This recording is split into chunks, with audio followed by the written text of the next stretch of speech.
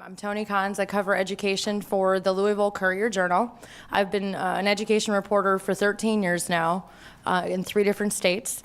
And I know that one of the most valuable things for me as a reporter when I come to seminars like this is, from a reporter standpoint, is how did you cover that, or how did you do that in your state? And what are some things that I can look for in my coverage? And so what they've done today is brought in 3 reporters from different outlets that have covered the Common Core extensively and have become pretty much experts in the field in this area. Let me real quick explain what StateImpact is first. And it's a project from NPR and the member stations in 8 states where it was piloted. 3 of those states covered education: Florida, Ohio, and Indiana. The goal of StateImpact was to cover these issues in each of the states from a statewide policy perspective. So we focus less on what the local school board did and kind of more on how is this decision by lawmakers going to affect your school.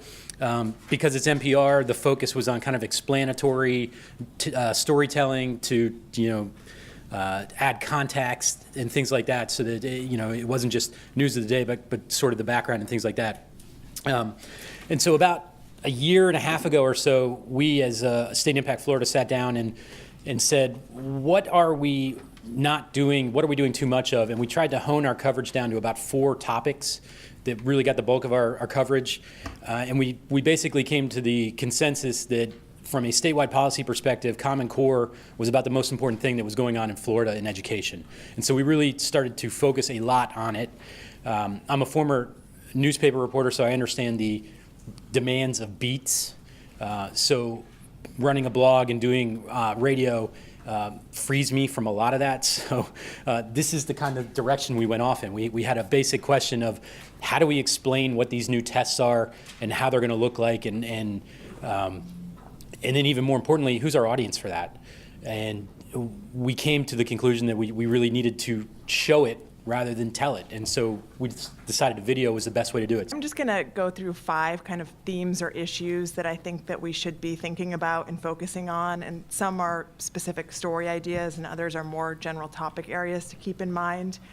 The first is to look for unintended consequences. Another sort of broad theme that I was thinking about is to try and humanize the political. And I found in Louisiana in particular, there's been a big interest among editors in the political dynamics. Another general theme I think to keep in mind is to try and ferret out fraud. And as we all know, in some states, there's a lot of money that's going to be spent on Common Core.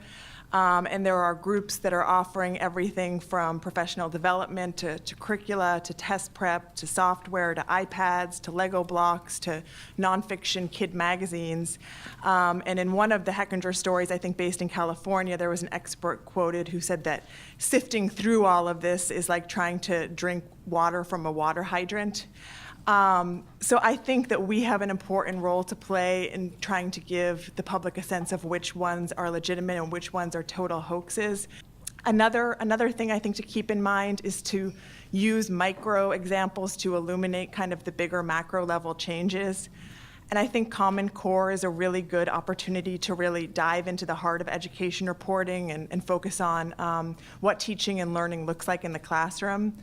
And I think a lot of the times, rather than trying to write sort of these big sweeping overviews and summaries of what Common Core is and isn't, it will be helpful for us to focus in on a particular school or teacher or skill or syllabus and look at how that's changing.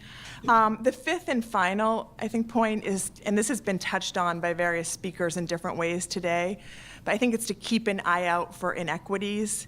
And at the 2 schools that I mentioned earlier in Miami, it was really sort of night and day in terms of one, pretty much they were both high schools in the Miami school district. One was a suburban, much more middle-class community, and the other was a more low-income community in the heart of Miami. And in the suburban school, all of the teachers had been through extensive professional development in the Common Core, and that was partly because the sessions were held in a building right next door to them, so it was very easy for them to get to, and a lot of their colleagues were leading some of the sessions.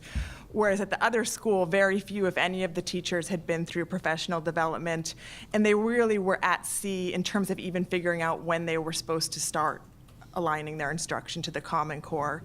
Hi, I don't know quite how it happened, but I ended up spending 8 months in a middle school classroom in the District of Columbia following an ELA teacher. I cover the ELA side of the Common Core, and my colleague and now editor Eric Roebelin has covered the math and science part. So we've been dance partners for a while. And on the ELA side, I just thought it was really time to get all the way down to the ground, out of the clouds. And there's a lot of mush and abstractia enough to smother anybody, just sort of staying at the big picture level. And we tend to kind of tilt a little heavy that way at Ed Week. So I proposed, for some reason, maybe I had been drinking too much, that I should spend a really long time in a classroom, and for some reason they said yes. So I spent second semester in an 8th grade ELA classroom on Capitol Hill, watching this one teacher try to put the common standards down in her classroom, and followed that through end of the year interim tests. They have interim called PIAs in the district, where it's interim tests every 5 or 6 weeks, and then end of year tests, and then waited around for summer when they released the end of year test scores and the analysis of that. So I did a 4-part series, kind of long, really long, and a series of profiles about the people that I watched. So we watched one particular teacher with one particular kid in one particular class, although we sat for the others as well, just to kind of see. And I deliberately picked a kind of middle zone.